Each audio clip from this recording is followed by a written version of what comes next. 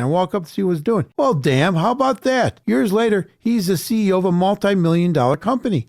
Who go figure? But that came from work. It's also include your family if you got a family.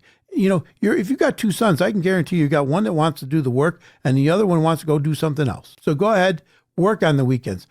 Get ahead of everybody else because it's a competition as much against you and the world and you and yourself to hold yourself accountable, to do the work, what's necessary. And I can tell you when you'll be done. You'll be done doing the work on the weekends when you've scaled your business up enough. When you've done the things necessary to do, well, you'll be doing other things, but it may not be cleaning leaves out of a gutter. It may not be cleaning out the basement.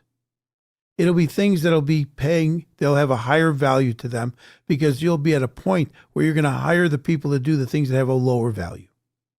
But in the beginning, if you don't think you're going to get your hands dirty, well, then you go read a book on becoming an entrepreneur motivationally and just use it as edutainment because that's what most people are doing is that they're into the edutainment. All right. Hope that answered the question. But yes, you're going to have to put in the work. There's no doubt about it.